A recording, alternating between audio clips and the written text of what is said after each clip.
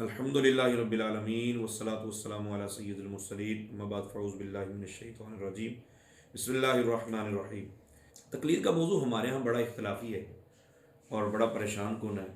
لوگ ہمیں کہتے ہیں مقلد مقلد مقلد، اور تقلید کو بڑا عجیب و غریب انداز سے پیش کیا، حالانکہ تقلید کے بغیر گزارا کسی کا بھی نہیں، سارے تقلید کرتے ہیں۔ اصل میں نا تقلید کی دو تعریفیں۔ تقلید کی ایک تعریف یہ ہے کہ ہم امام اعظم ابو حنیفہ رحمۃ اللہ تعالیٰ کی بات کو مان لیں، امام شافعی کی بات کو مان لیں، امام محمد کی بات کو مان لیں، امام ابو یوسف کی بات کو مان لیں اور حدیثوں کو چھوڑ دیں۔ ایک تقلید کا یہ معنی ہے۔ بھائی ایسی تقلید ہم نہیں کرتے۔ تقلید کا دوسرا معنی یہ ہے کہ حدیث کے دو مطلب ہوں، ایک مطلب وہ جو ہمیں سمجھ آیا، ایک مطلب وہ جو امام شافعی کو سمجھ آیا، ایک مطلب وہ جو امام اعظم ابو حنیفہ رحمۃ اللہ علیہ کو سمجھ آیا۔ ٹھیک ہے، تو اپنا مطلب چھوڑ دینا اور وہ مطلب مراد لینا جو امام اعظم ابو حنیفہ رحمۃ اللہ تعالیٰ کو سمجھ آیا، اس کا نام تقلید ہے، اور یہ بالکل جائز اور درست ہے۔ ٹھیک ہے، اور اس تقلید کے بغیر کسی کا گزارا ہی نہیں ہے۔ آپ یہ کلپ سماعت کریں۔ اس لیے امام بخاری نے اس حدیث کے اوپر باب باندھا ہے کہ عبادت میں غلو کرنا مکروہ ہے، یعنی اس کو انہوں نے برائی لکھا۔ اب اس میں آپ کو کلیئر ہو گیا کہ انجینئر صاحب کو اللہ تعالیٰ کی عبادت کرنے میں بھی غلو پسند نہیں۔ حالانکہ اللہ ارشاد فرماتا ہے یا ایھا الناس اعبدوا ربکم الذی خلقکم، وہاں مطلق ہے کہ عبادت کرو۔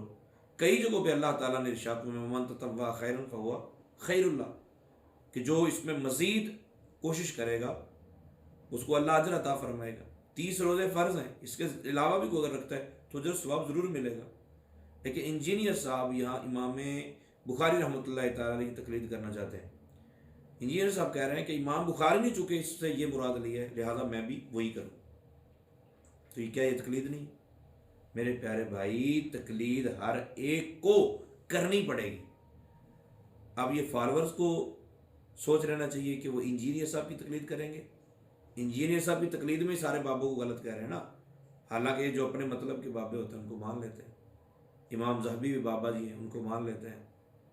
ٹھیک ہے، بلکہ انجینئر محمد علی مرزا صاحب کسی کو ذلیل کرنے کے لیے، کسی کا رد کرنے کے لیے اس کو بابوں کی عظمت اتنی بتا رہے ہیں کہ امام طبری کے بارے میں کہہ رہے ہیں کہ یہ امام طبری وہ ہیں جن کے کو تم قدموں کی خاک بھی نہیں ہو۔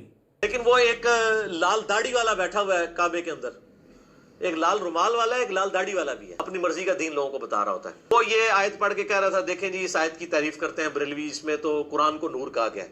یہ بریلویوں نے تعریف کی ہوئی ہے، یہ ان بزرگوں نے کی ہے جو جن کے قدموں کی خاک بھی نہیں ہے آپ۔ ٹھیک ہے نا، وہ اہل سنت کے امام ہیں۔ جب آپ کے محبت کی بات آئے، آپ کے پیار کی بات آئے، آپ کی الفت کی بات آئے، آپ کے سوچ اور وجدان کی بات آئے، تو آپ کسی کو اس قدر اوپر لے جاؤ کہ جناب وہ فوت ہو جانے کے بعد بھی اتنی عظمت رکھتے ہیں کہ کوئی ان کے قدموں کی خاک کے برابر بھی نہیں ہو سکتا۔ اور نہ ماننے پہ آؤ تو امام اعظم ابو حنیفہ رحمۃ اللہ تعالیٰ کی نہ مانو، باپ بیٹے شاہی کوئی نہیں، پھر یہ کہہ کہ جان چھڑا لو۔ تو یہ آپ نے دیکھنا ہے کہ تقلید کس کی کر رہے ہیں۔ میرے پیارے بھائی، ہم امام اعظم ابو حنیفہ رحمۃ اللہ تعالیٰ کی تقلید کرتے ہیں، کیونکہ جتنی روایتوں کو آپ ضعیف کہتے ہیں نا، وہ امام اعظم ابو حنیفہ رحمۃ اللہ تعالیٰ کے بعد جا کے ذوف آیا ان میں۔ تو ہم امام اعظم ابو حنیفہ رحمۃ اللہ تعالیٰ کے مطالب و مفاہیم اس لیے مانتے ہیں کہ ان کا زمانہ رسول پاک صلی اللہ علیہ وسلم کے زمانے کے قریب ہے۔ اب امام بخاری تک پہنچ جاتے ہیں، امام بخاری پہ جا کے آپ بات کرتے ہیں اور اوپر والے سب کو چھوڑ دیتے ہیں آپ، اور اس سے نیچے بھی آپ اپنی سوچ اور فکر کے مطابق عمل کرتے ہیں۔ آپ کے خیال میں غلو یہ اچھا نہیں، جبکہ سنن ابن ماجہ 219 ہے، نبی پاک صلی اللہ تعالیٰ علیہ وسلم نے ارشاد فرمایا اے ابو ذر، تمہارا اس حال میں صبح کرنا کہ تم نے اللہ تعالیٰ کی کتاب سے ایک آیت سیکھی ہو، یہ تمہارے لیے 100 رکعتیں نفل پڑھنے سے بہتر ہے، اور تمہارا اس حال میں صبح کرنا کہ تم نے علم کا ایک باب سیکھا ہو جس پر عمل کیا گیا ہو یا نہ کیا گیا ہو، دونوں چیزیں ہیں۔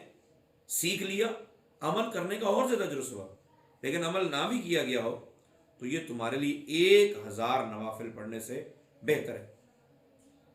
یہ سرکار نے نہیں فرمایا نوافل نہ پڑھنا، آپ نے اہمیت بیان کی ہے۔ تو 1000 رکعت نوافل پڑھنا، کیا یہ غلو نہیں؟